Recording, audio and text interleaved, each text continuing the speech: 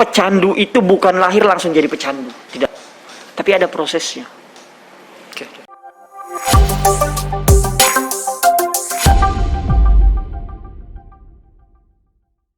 Kembali kita bersua, berjumpa, bertemu, apa lagi ya? Sinonimnya apa lagi ya? Sinonimnya mungkin bertatap muka dalam BBM, bincang-bincang memo, semangat inspirasi. Dan kali ini kita bersama Bapak Mubarok. Bapak atau Mas ini ya? Mas saya biar Mas ya, biar kelihatan memang masih muda ya. Mas Mubarok ya. Mas Mubarok ini adalah pendamping dan pemulihan atau bisa dikatakan penyuluh ya di PNN Kota Kediri. Ini beliau adalah berstatus sebagai pecandu dalam pemulihan ya. Dan tentu kisah Mas Mubarok ini akan memberikan banyak inspirasi bagi kita semuanya, dan mungkin nanti akan dibahas atau dikupas lebih luas oleh Mas Mubarok. Kita tanya dulu, gimana kabarnya? Baik Mas Mubarok? Alhamdulillah baik. Alhamdulillah baik, sehat meski dalam situasi yang masih pandemi COVID ini ya. Kita juga tentu berdoa segera sirnalah wabah ini ya Mas Mubarok. Oke, baik Mas Mubarok, nama aslinya Mubarok gitu aja tanpa tambahan Ya, Mubarak. hanya Mubarok gitu ya, Ya. Oke, asal dari mana? Kalau asli saya asal dari Tarakan, Kalimantan Utara. Tarakan, Kalimantan Utara. Oke. Di Tarakan sampai SD SMP di sana atau Sampai lulus SMA di sana.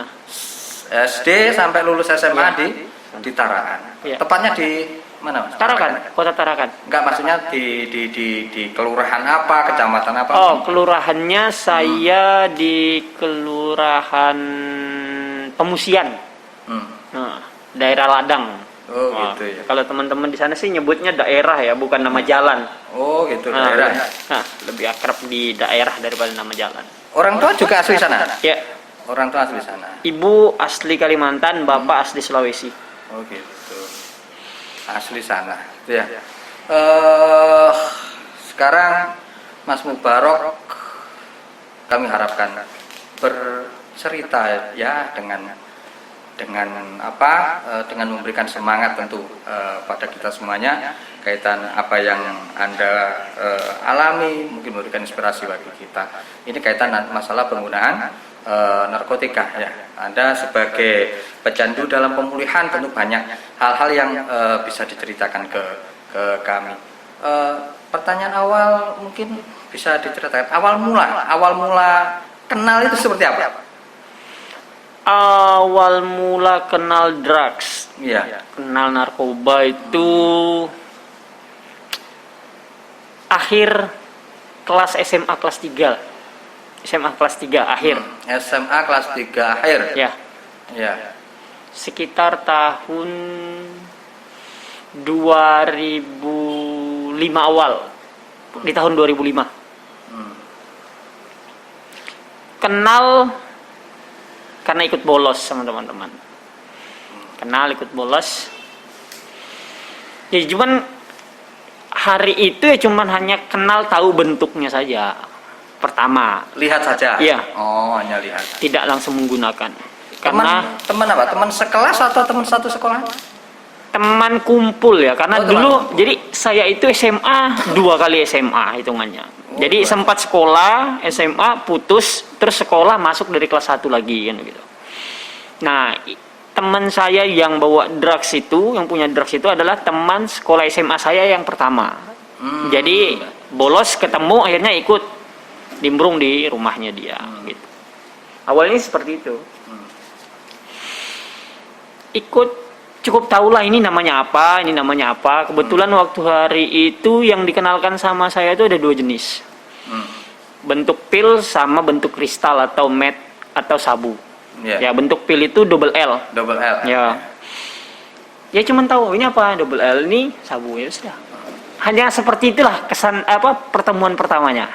Jadi tidak ada pembahasan lanjut terkait apa itu double L, apa itu sabu, tidak ada pembahasan lagi. Cuman tahu sudah selesai. Oh, enggak ada kepikiran nanya gitu.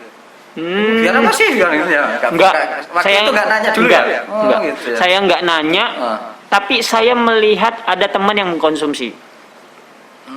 Waktu itu saya lihat konsumsinya double L, dia lagi pas megang 3 atau 4 butir glek diminum gitu. Sudah gitu toh.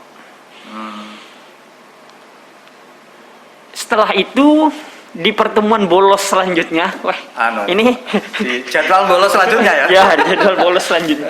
Ini kayak episode drama jadinya. Oh gitu ya. Bolos itu.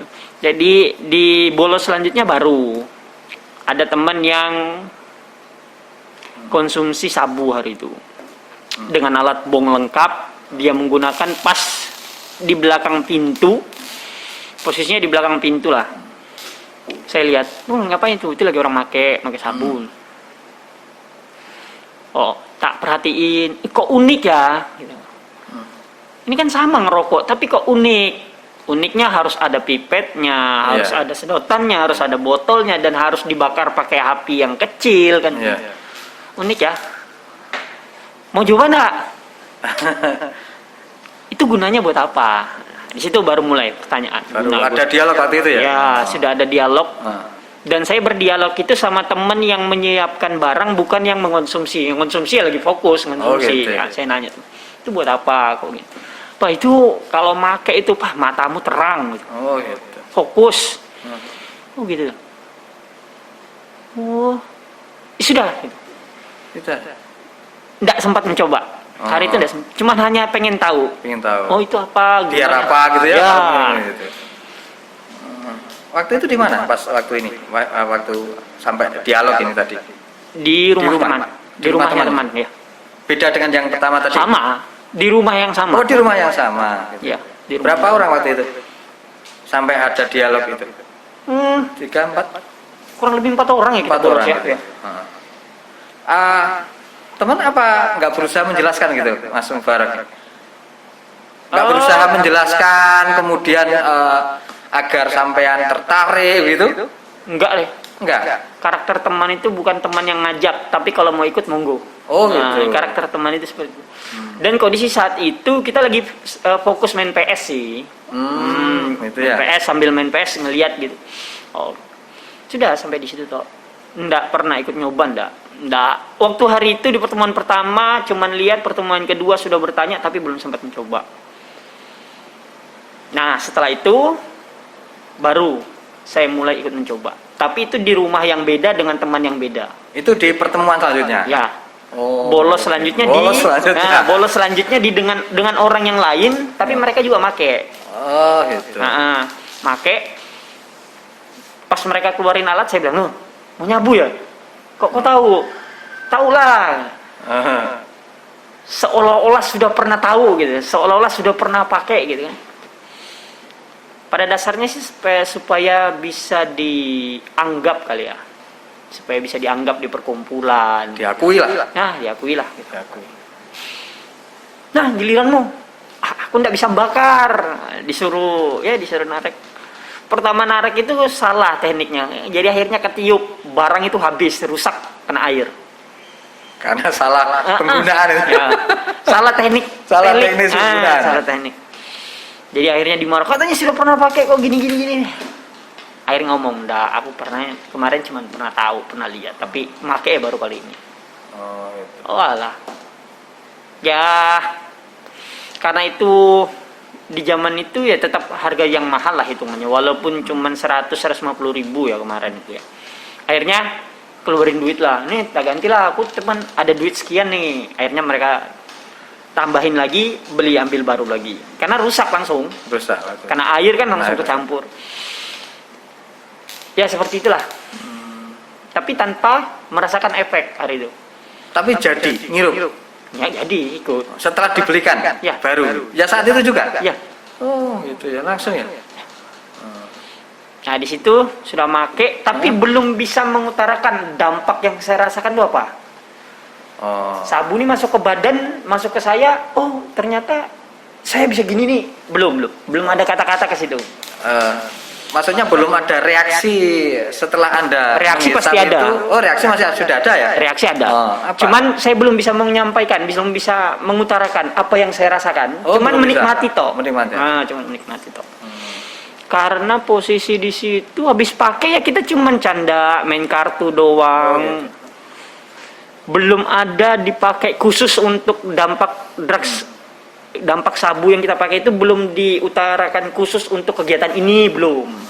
Cuman euforia toh, buat senang-senang. Senang-senang. Itu kali pertama ya? Ya. Kali pertama.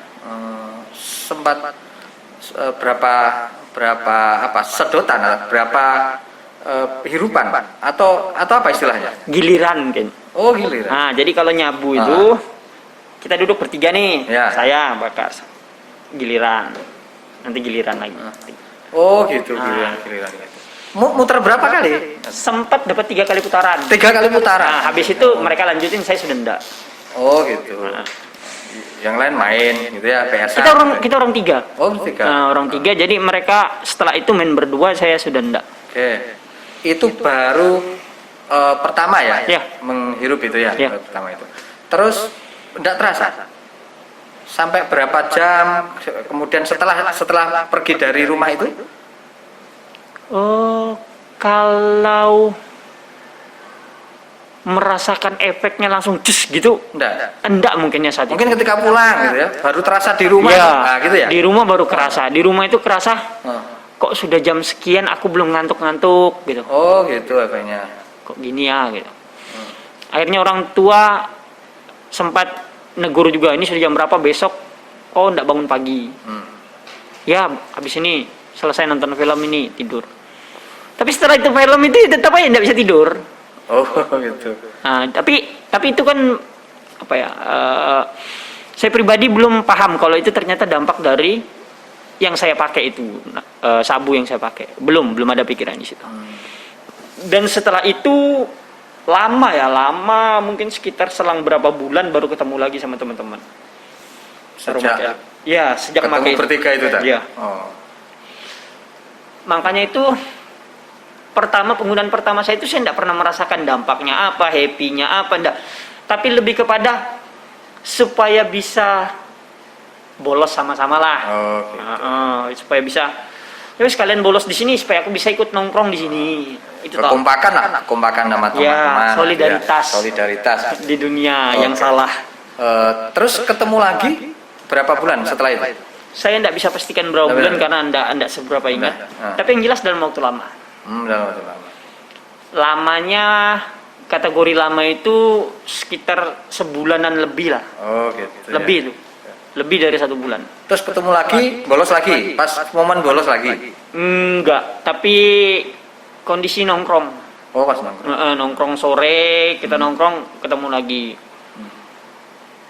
Ya pas ketemu biasa-biasa aja. Saya enggak pernah nanya, ada enggak barang itu? Enggak, saya enggak nanya itu. Juga enggak ditanyai. Enggak juga.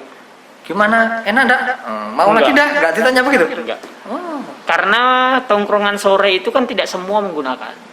Oh. Nah, jadi teman-teman yang bahas-bahas begitu sih enggak pernah terang-terangan. Tapi kalau pas lagi duduk nongkrong hanya orang-orang kita dan pemakai ya baru bahas yang begitu. Tapi kalau campur dengan yang enggak pakai kelihatan kita enggak pernah bahas seperti itu. Oke. Setelah itu selanjutnya? Selanjutnya baru pakai lagi. Make setelah itu sudah mulai tertata kali ya makainya ya. Mulai tertata dalam artian ketemu lagi pakai, nanti ketemu pasti pakai lagi. Itu Anda nanya atau ditawari? Pas pakai yang selanjutnya itu? 50-50 mungkin. Dia nawari, saya nanya, dia nawari, saya nanya gitu. Akhirnya klop lah. Akhirnya. Ya, kurang lebih seperti itu. Dan itu tapi dalam rentan waktu yang tidak terlalu dekat. Seingat saya 2 mingguan baru ketemu lagi, 2 mingguan baru ketemu lagi. Karena kan harus ngumpul duit juga ya kita ya.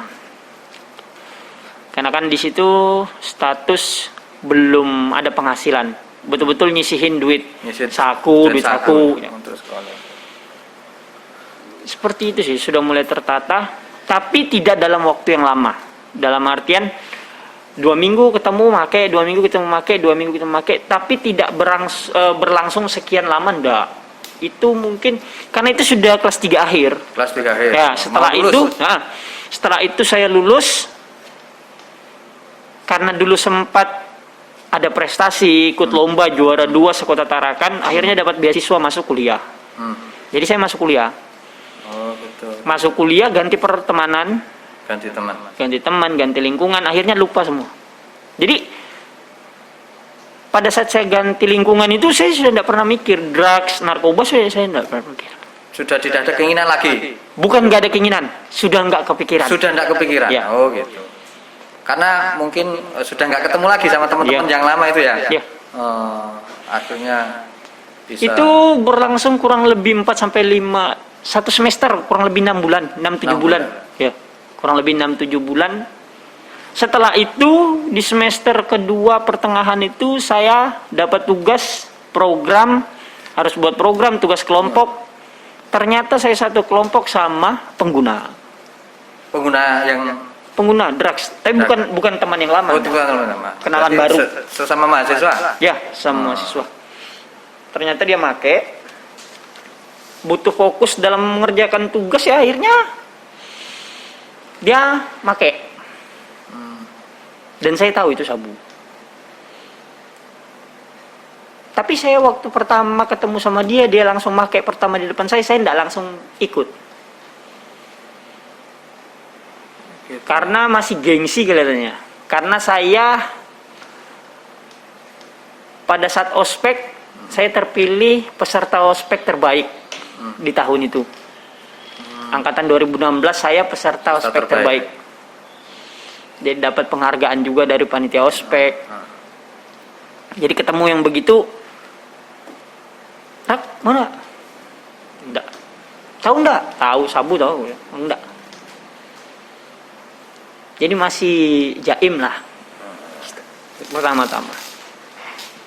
Ketika ketemu mahasiswa itu ya, pengguna itu ya. Ya. Tapi setelah itu ya lanjut. Akhirnya ikut pakai. Karena intensitas ketemuan itu lah. Intensitas, ya, intensitas ketemuan di kelas. Iya.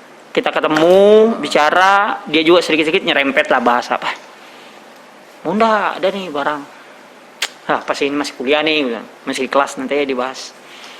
Setelah itu tugas, pulang, kerjain di kos gue.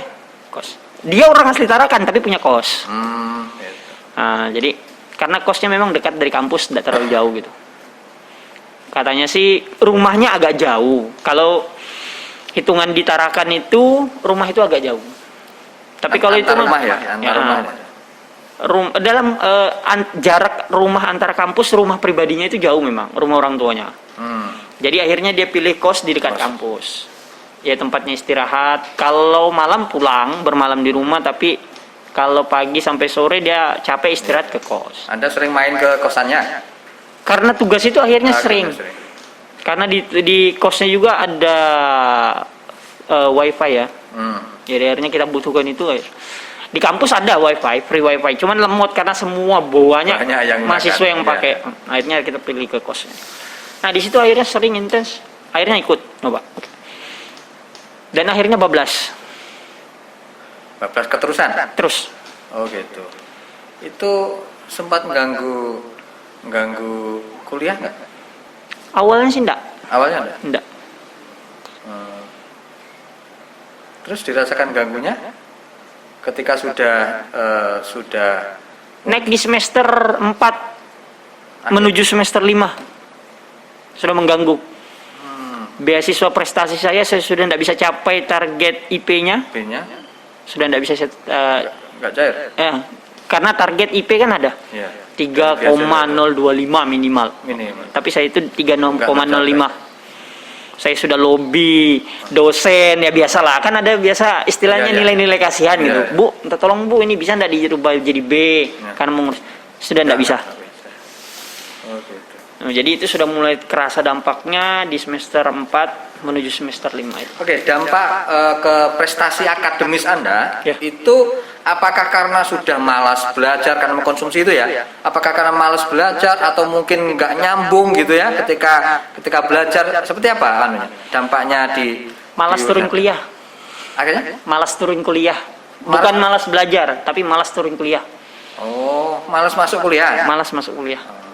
Lebih senang ikut nongkrong. Lebih nongkrong-nongkrong. Kalau belajar terbukti masih ada beberapa mata kuliah itu teman masih mau privat sama saya. Oh, gitu. Masih mau nelpon, Rak minta tolong nih dijelasin ini. Nah, di situ jadi apa? Jadi momen untuk saya bisa menghasilkan untuk memenuhi drugs. Awalnya seperti itu. Oh, gitu. Terus Anda dapat barangnya ini, belinya, uangnya? Nah, ya itu. Saya apa ya? Sering bantu teman tugas, ngerjain tugas, dapat. Tarakan 50.000 itu uang kecil. Ditarakan. Ya. Jadi kalau tugas dari 3 tugas 1 tugas tidak bisa mereka selesaikan, menurut mereka sangat sulit, saya selesaikan 150.000. Enteng lah. Gitu ya. Nah, ditarakan gitu. Jadi penghasilannya lumayan lah, cukup kalau untuk ngongkosi drugs saat itu bisa. Karena hitungannya saya berdua dengan teman CK-CK ya bahasanya pemakai itu, CK-CK atau ya patungan lah. Oke. Baik, flashback ketika Anda SMA ya, akhir SMA tadi ya, kemudian mengenal, kemudian sampai kuliah di semester 4 5 itu, kemudian sampai jadi pengguna itu orang tua tahu enggak? Enggak. Sama sekali. Ya. Anda bisa menyembunyikan dari orang tua gimana? Sabu itu enggak ada aromanya. Oh, enggak ada aroma. Ya. Dia cuman terasa dampak efeknya aja. Gitu. Beda dengan alkohol. Berarti secara fisik itu ketika komunikasi sama orang tua, ketemu itu sudah enggak curiga orang tua gitu ya. Hanya orang-orang tahu, hanya orang yang memiliki edukasi terkait ciri seorang pemakai baru tahu kalau kita pemakai. Kalau orang awam enggak tahu ya? Enggak. Gitu ya.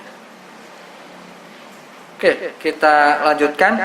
Ketika Anda sudah jadi pengguna ya, karena didukung karena dapat uang dari bantu teman, itu kan berarti bisa kapan saja bisa beli lah ketika membutuhkan. Itu berlangsung berapa lama? Sampai semester berapa? Saya menuju semester 6 sudah berhenti, sudah pertama cuti semester. Cuti? Ya. Kenapa? Saya saat itu harus menikah. Oh, menikah. Ya. Jadi masuk semester 5 pertengahan itu sudah ada wacana nikah, saya harus nikah. Oh, memang sudah direncanakan? Enggak. Oh, enggak. Atau karena memang tiba-tiba di sini ketemu jodohnya atau gimana gitu ya? Pernikahan yang harus dilakukan. Pernikahan yang harus dilakukan. Oke, baik. Setelah itu dilakukan. Ya. Dan cuti, memutuskan untuk cuti. Iya. Akhirnya menikah. Ya. Oh, gitu. Terus selama cuti Anda aktivitas sehari-hari? Kerja ikut. Oh, kerja. Ikut kerja sama kakak. Saya teknisi sekaligus operator digital printing. Digital printing. Ditarakan juga. Iya, punya kakak. Oke. Berjalan 6 bulan atau sampai 1 tahun? Ya, sekitar kurang lebih segitu. Setelah 2 semester, saya kan D3, Iya. jurusan D3. D3 itu kan punya cuti semester hak itu 1 semester ya. Cuma 1 semester. Ya. Tapi karena dosen wali itu tahu kemampuan saya itu cuti 2 semester. Di semester ketiga saya ditelepon sama dosen wali harus ikut masuk kuliah. Gitu. Karena dosen wali tahu saya punya, kamu bisa. Tapi saya coba ikut masuk kuliah, sudah tidak nyambung. Karena lanjut ke materi bahasa pemrograman. Sementara sudah 1 tahun full saya tidak pernah utak-atik. Terus lupa lah. Ya. Gitu ya. Oke. Anda berhenti hampir 1 tahun berarti ya? Ya. Akhirnya lanjut kuliah? Enggak, ya sempat lanjut kuliah tapi tidak mampu. Akhirnya saya putuskan ya sudah nggak usah kuliah. DO sudah? DO Bukan DO sih, berhenti. oh berhenti. Nah, kalau DO kan diberhentikan secara Oh, ya. paksa ya, kali ini enggak, saya berhenti sendiri. Berhenti. Ya, Berarti akhirnya saya ngomong sama dosen wali, Pak, saya sudah enggak sanggup. Enggak sanggup kenapa? Ini, Pak, kepala pusing. Saya harus mikir kerjaan, mikir keluarga, saya juga harus mikir bahasa pemrograman, entah dipakai kehidupan sehari-harinya nanti buat apa, saya enggak tahu. gitu ya. Ya. Jadi dosen bilang, ya sudah kalau itu memang keinginanmu terserah, bebas. Tapi yang jelasnya saya sayangkan, nilaimu bagus. Kamu punya pemikiran yang bisa sebenarnya mumpuni untuk kuliah, tetap lanjut kuliah. Cuman kalau kamu merasa kamu sudah tidak mampu, ya tidak ada masalah. Oke, Singkatnya baik. seperti itu. Iya. Berarti Anda sudah berhenti sejenak untuk kuliah, untuk karena alasan menikah, kemudian setelah itu mau melanjutkan, ternyata dirasa kurang ya tidak mencukupi kaitan dengan kemampuannya, Ya. waktunya, mikirnya juga banyaknya dipikir, akhirnya memutuskan untuk Kuliah, berhenti kuliah. Berhenti kuliah. Oke, selanjutnya bagaimana? Kita cut dulu sesi yang pertama. Tetap semangat inspirasi.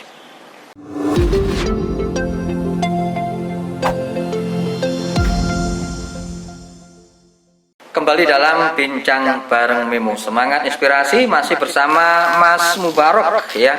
Beliau pecandu dalam pemulihan yang saat ini menjadi pendamping atau penyuluh di BNN Kota Kediri.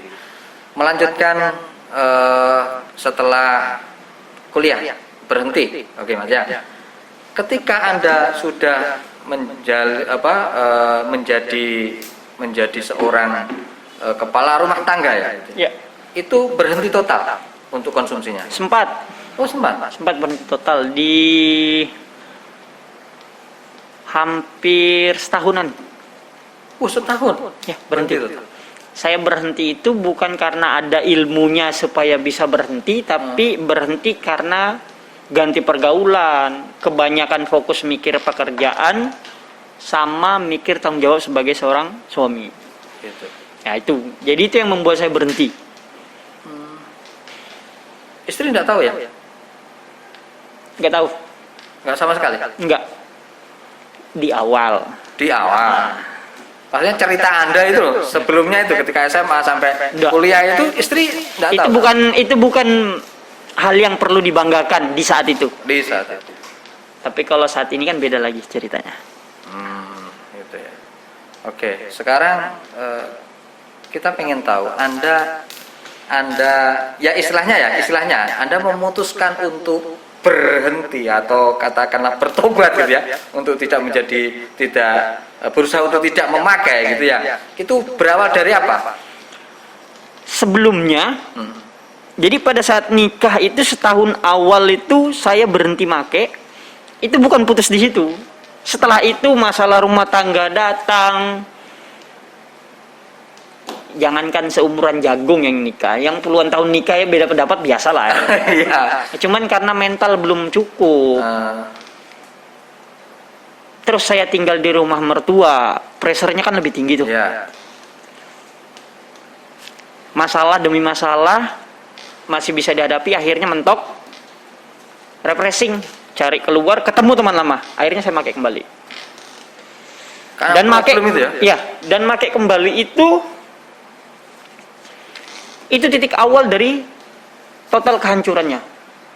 Saat itu ya? Ya, karena masalah rumah tangga itu ya bukan itu sih fokus masalahnya. Ya. Gitu.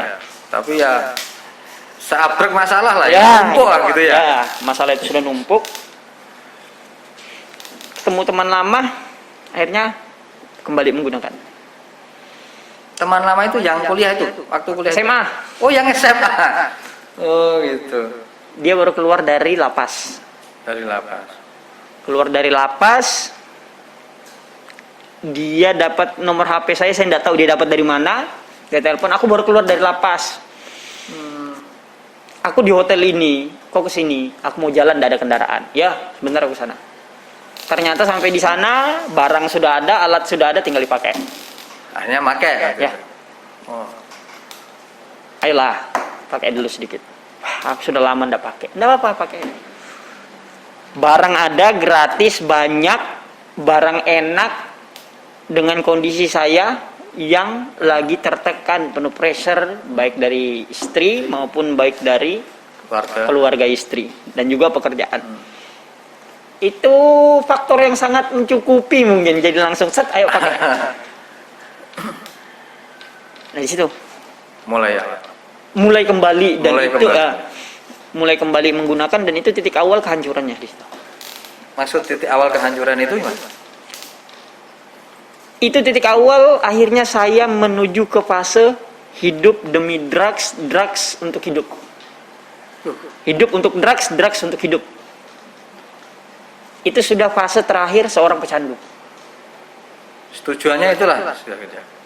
Ya. Jadi pecandu itu punya fase. Dari coba-coba, terus nanti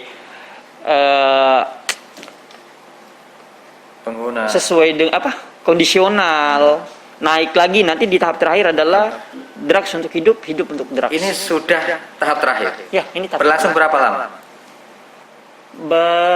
Di tahap terakhir itu saya berlangsung kurang lebih di 10 tahun. Berlangsung 10 tahun? 7 sampai 8 tahun. Lama ya? Ya. Total penggunaan saya itu sekitar 13 tahun. 13 tahun total. Ya. Setelah menikah dalam 1 tahun itu Anda bisa berhenti, ya kan? Kemudian dimulai dari awal kehancuran tadi ya. Sampai di 7 tahun. Sampai tujuan 7 tahun 8 tahun setelah itu ya. Itu kehidupan parah di dunia drugs di situ.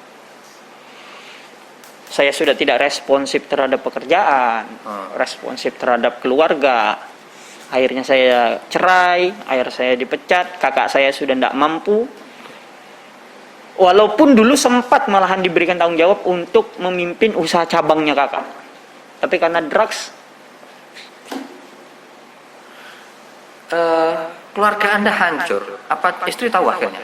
Iya nah. Lah ya, maksud saya kan sebelumnya istri Anda kan tidak tahu, ya kan? Akhirnya tahu. Akhirnya tahu. Ya. Taunya saya sudah jarang pulang. Oh gitu. Terus kalau waktu gajian duit juga tidak pernah ada. Terus kalau di rumah, datang di rumah itu jarang tidur. Gitu. Jarang komunikasi juga. Kalau komunikasi sih biasa-biasa. Biasa. Saya kan tidak pernah waktu itu ya. Saya kan tidak pernah menganggap saya ini bermasalah. Saya tidak pernah menganggap. Iya. Kelakuan saya di rumah tidak pernah tidur itu masalah buat Anda, itu saya tidak pernah menganggap itu. Jadi saya menganggap selama saya happy, Anda juga bisa happy. Dulu kan seperti iya. Begitu tahu responnya seperti apa? Istri? Kecewa pasti mungkin, tapi tidak pernah diungkapkan. Bapak marah-marah gitu? Karakter saya dulu sama sekarang jauh ya mas? Enggak, maksudnya istri? Iya, karakter saya dulu itu jangankan marah, kamu pelototi saya bahaya. Oh gitu. Nah, tapi kalau sekarang sudah tidak ada masalah. Karena dulu emosional saya dikendalikan oleh drugs. Orang ngomong dengan nada tinggi sama saya itu tidak hal yang tidak bagus menurut saya. Jadi makanya saya tadi ungkapkan respon istri seperti apa, mungkin kekecewaan yang tidak pernah terungkap karena tidak berani mengungkapkan. Maksudnya nggak secara ekstrim gitu ya? Tidak berani. Oh gitu ya. Akhirnya memutuskan untuk menggugat cerai. Ya. Akhirnya cerai. Gitu. Kerjaan Anda ketika Anda sudah berstatus menjadi seorang pecandu aktif itu bagaimana? Saya salah satu karakter yang tidak pernah mau meminta. Jadi saya tetap kerja, tapi tingkatan strata sosial kerjaan itu sudah menurun. Yang dulunya saya di kantor, di belakang meja, cuman punya anak buah gitu ya. Ya, sekarang sudah enggak. Saya malahan harus kerja kasar. Terakhir itu saya kerja sebagai tukang las. Ya. Berapa tahun? Sekitar setahunan mungkin. Setahunan. Ya, terakhir. Sempat berganti-ganti profesi berarti ya? Sangat sering berganti. Ya, karena yang sulit responsibel terhadap pekerjaan itu sangat kurang karena penggunaan drugs itu. Anda menjadi pengguna aktif sampai 7 tahun, 8 tahun. Oke, titik Anda pengen berubah tadi apa? Momen apa mungkin ya, gitu ya? Di fase terakhir itu, Iya. di tahun-tahun terakhir itu, saya sudah hidup di pinggir jalan kurang lebih 8 bulan. Kayak gelandangan ya? Ya. Di mana jalanan itu dipenuhi keluarga besar dari ibu saya. Oke. Tapi saya tidak bisa masuk ke rumah, saya hanya bisa di pinggir jalan. Masuk ke rumah, tidak ada yang bisa percaya saya masuk ke rumah. Tidak boleh. Ya, Sudah nggak dianggap. dianggap pasti, masih dianggap. Saya masih dianggap keluarga, tapi kalau untuk masuk ke rumah nanti dulu. Oh gitu. Ya. Makanya fase terakhir itu adalah drugs untuk hidup untuk drugs. Segala sesuatu saya lakukan, yang penting saya bisa dapat drugs. Karena di fase itu keluarga sudah angkat tangan semua. Tidak ada yang berani bawa saya masuk. Tidak ada yang berani mengizinkan saya untuk di dalam rumah itu lama, tidak ada yang berani. Tapi kalau misalnya datang ke rumah keluarga, mau numpang mandi, masuk kamar mandi, pulang, mau minum kopi, paling ditawar gitu. Nggak usah, yes, langsung pulang. Langsung keluar dari rumah, hidup di pinggir jalan lagi. Nggak boleh tidur di rumah. Kalau tidak boleh, keluarga tidak pernah ngomong tidak Oh boleh. nggak. Tidak pernah ngomong, kamu tidak boleh bermalam, tidak. Tapi bahasa tubuh mereka tidak mengizinkan dan selalu ada bahasa-bahasa gimana ya, halus lah untuk menolak. Itu masih kerja waktu menggelandang? Ya, sudah enggak. Sudah enggak? Terus untuk membeli barang dari mana? Di tahap terakhir saya enggak beli barang. Enggak beli barang. Tapi saya jual punyanya bos dan keuntungannya itu saya bisa pakai gratis. Oh, gitu. Dari situ berarti Anda Ya. dapat barang. Langsung 7 bulan. Oke, selanjutnya Berangsur di 7 tahun. 7 tahun. Itu di tahun-tahun terakhir. Karena saya sudah merasa pulang ke rumah keluarga juga saya seperti buronan, saya seperti orang asing. Minta kepercayaan sudah tidak ada yang mau memberikan kepercayaan. Menyerah terhadap hidup sudah menyerah. Itu melalui proses kontemplasi, perenungan gitu ya? Enggak. Gitu ya. Saya pakai drugs itu berusaha untuk senang di fase terakhir. Karena batin sudah menangis. Sebenarnya batin nangis gitu Iya. ya? Ngelihat teman baik, teman kuliah dulu lewat, dia boncengan sama anak istri. Nelongsol. Oh iya nah. Orang yang dulu minta ajar sama selesaikan tugas sama saya, tapi akhirnya ketemu dia jalan sama anak istrinya. Saya hanya bisa di pinggir jalan dengan celana udah robek, rambut gak ke semerawut, pokoknya gak kurus. Batin nangis lah. Teman tuh hanya bisa negur, Rok, iyo angkat tangan tapi mata tertunduk. Malu.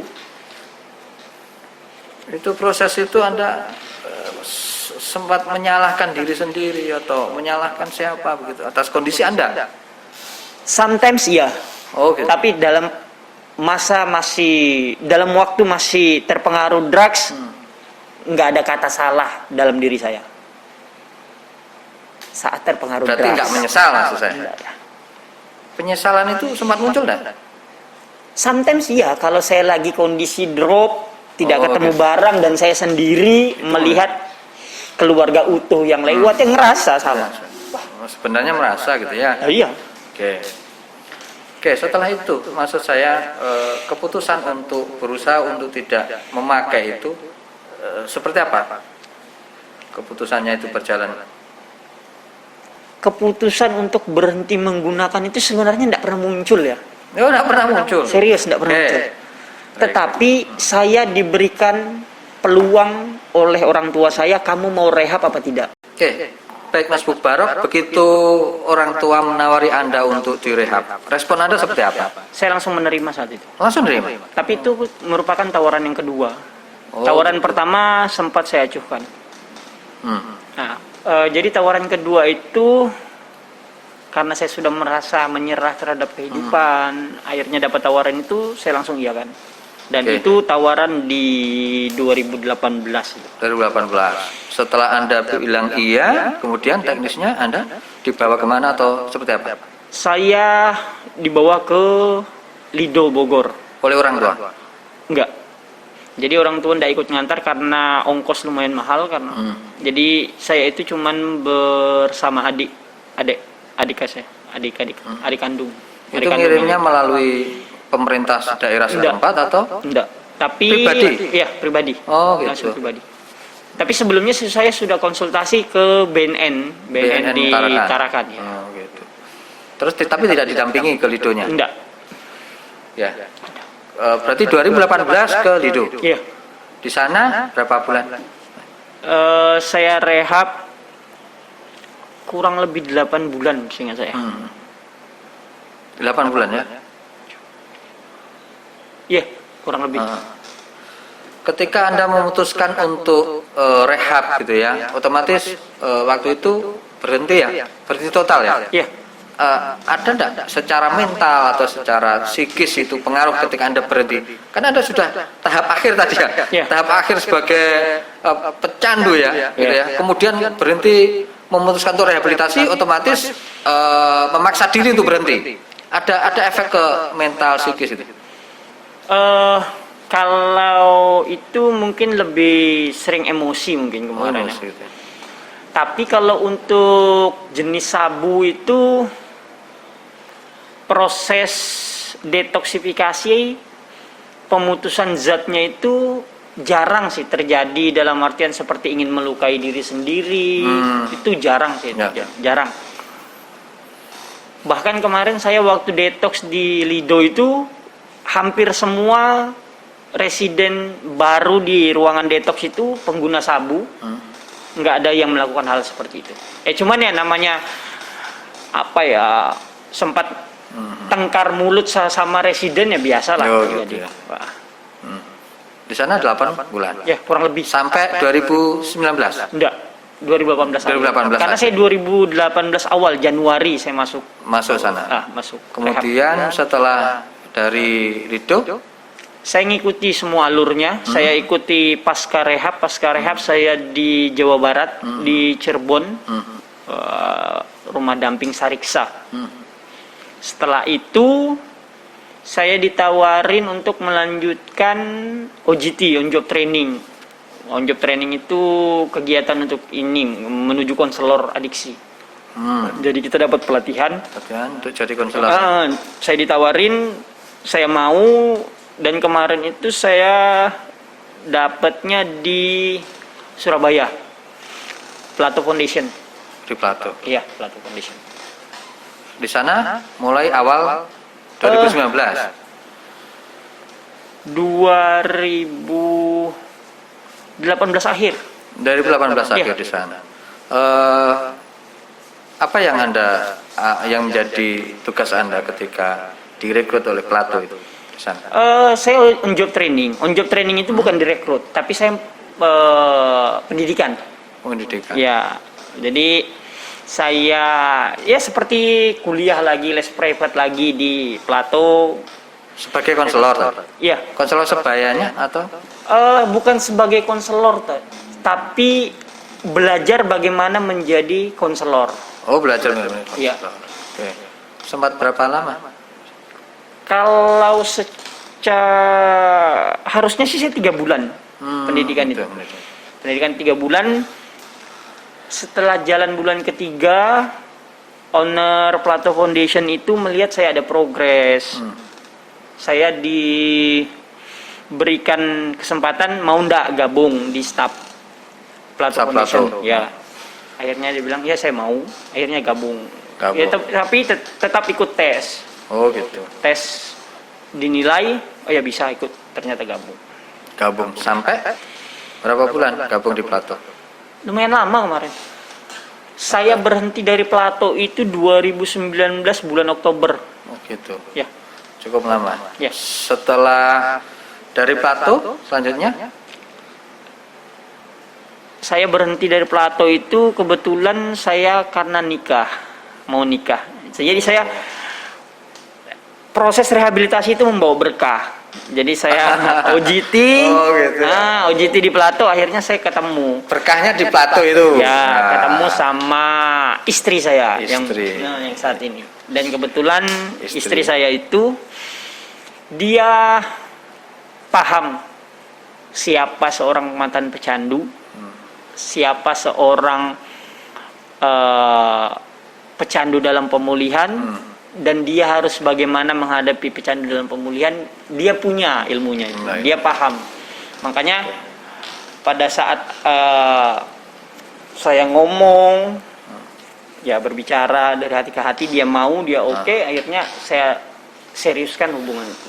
Dan itu berkahnya di situ. akhirnya menikah. Ya, Ya semoga yang kedua ini juga yang untuk terakhir kalinya ya. ya, amin. Gitu. Baik. Selanjutnya apa setelah Anda menikah?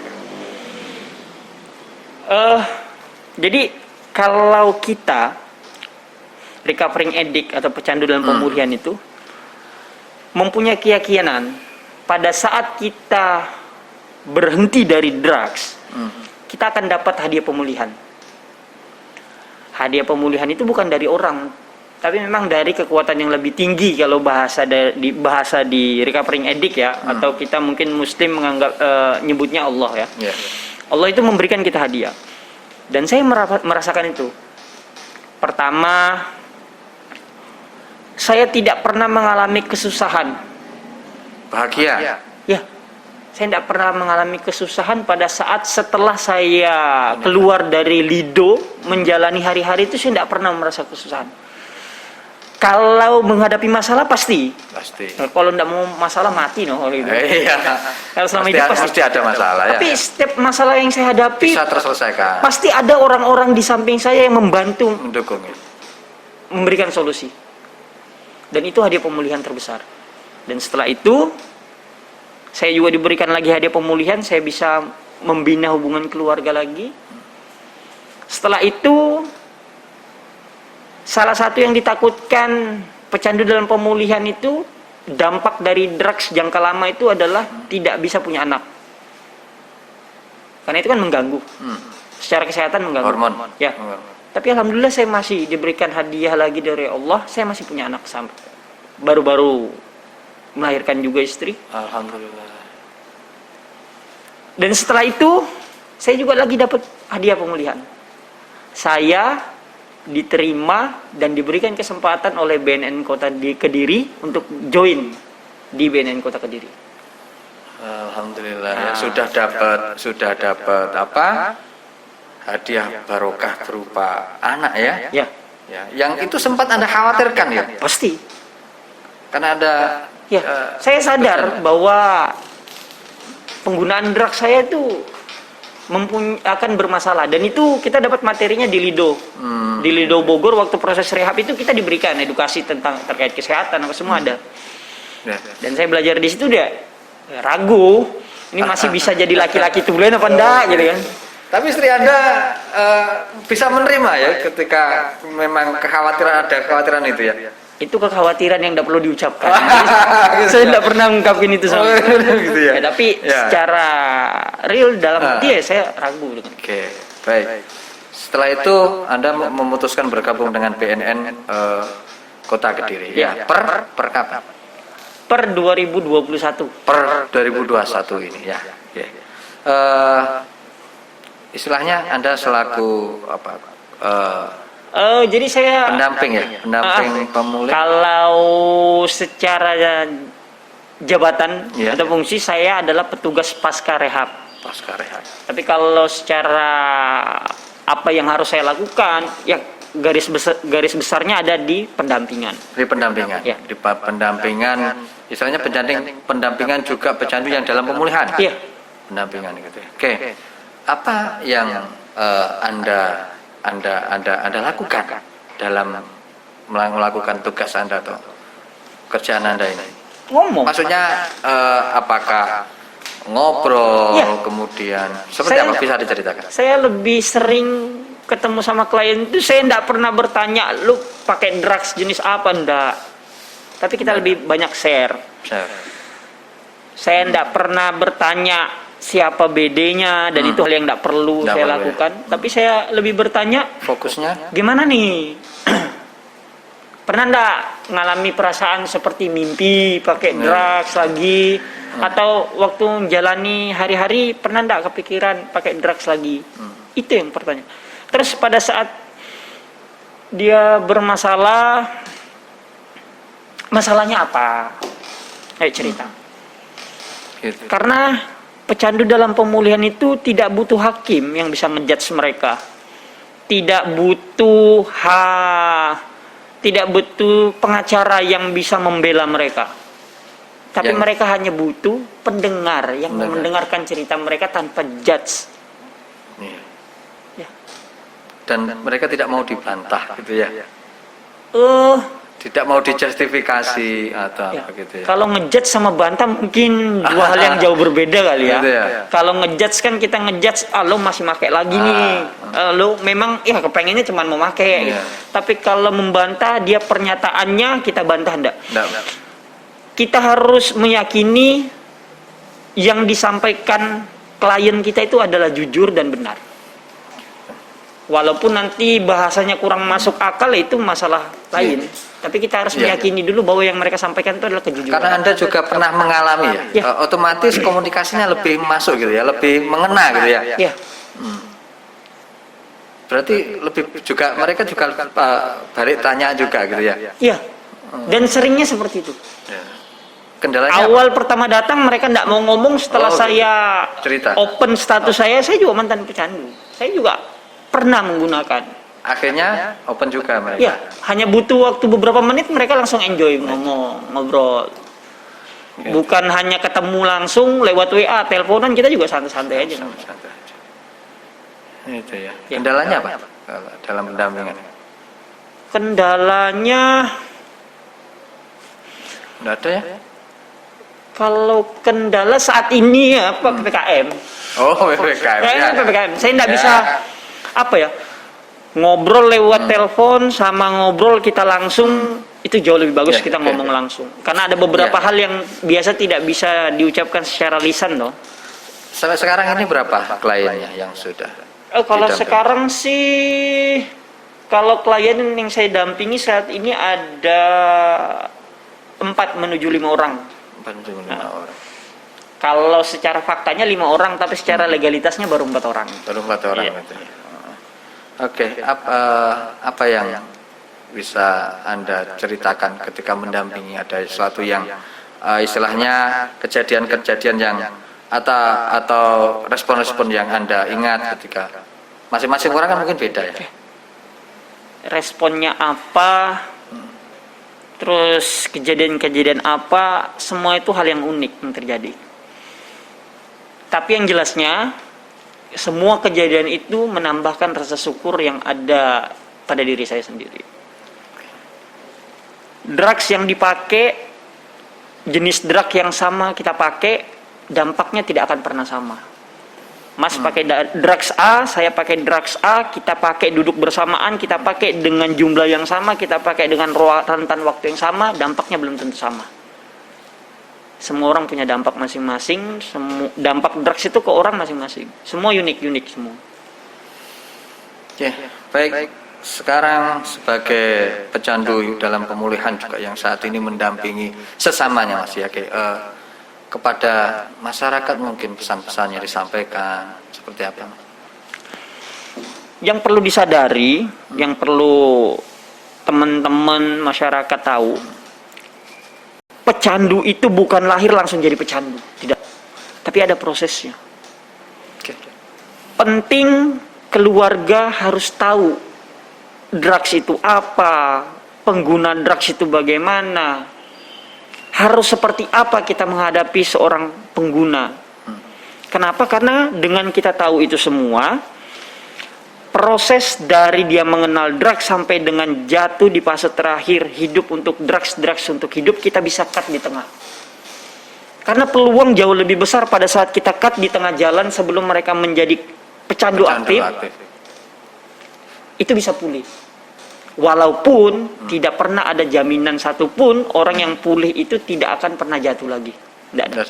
Tapi secara persentase mungkin itu jauh lebih besar mudah. persentasenya. Besar. Ya. Karena apa ya, drugs itu belum terlalu mempengaruhi kehidupannya dia. Jadi pada saat itu kita cut, itu mungkin jauh lebih mudah ya. lebih mudah.